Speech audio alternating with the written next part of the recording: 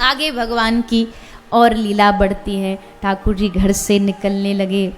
जब जब कृष्ण की, कन्हैया की लीला भगवान को करनी होती, जब जब ठाकुर जी को अपनी लीला करनी होती है, गोपियों के घर जाना होता है, गोपियां भाव प्रकट करती है कि हे प्रभु, आप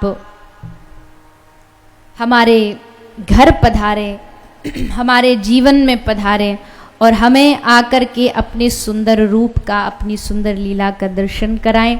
ठाकुर जी जाते गोपी के घर, छछिया भर छाछ पे नाच नचावे।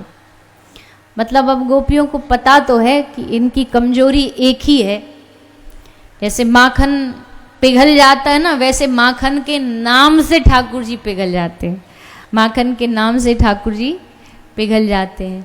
तो गोपी कन्हैया को, लाल जी को अपने घर माखन पाने के लिए बुलाती थी।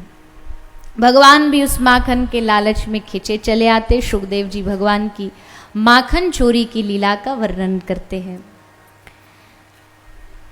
देखो, मैं बार बार कहती हूं कि भगवान को माखन चोर हम कह जरूर देते हैं, पर भगवान की चोरी का उद्देश्य क्या है वो महत्वपूर्ण है। और चोरी भी किसी विशेष वस्तु की तो भगवान कर नहीं रहे।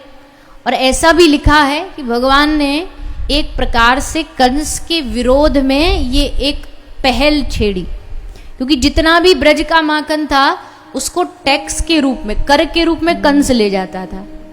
तो भगवान ने कहा हमारा माखन, हमारी मेहनत और सब ले जाए ये कंस, और इसके दूध खाएं और फिर हम पे ही अत्याचार करें, इसलिए बंद करो इसको, मथुरा भेजना बंद करो।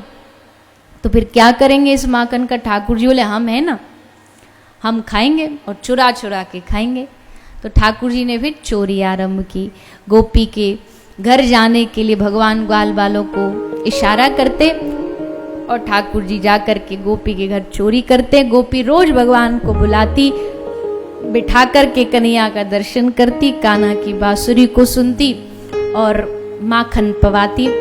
तो एक बड़ा प्यारा भाव है, सब गाएंगे प्रेम से और उसका आनंद प्राप्त करेंगे।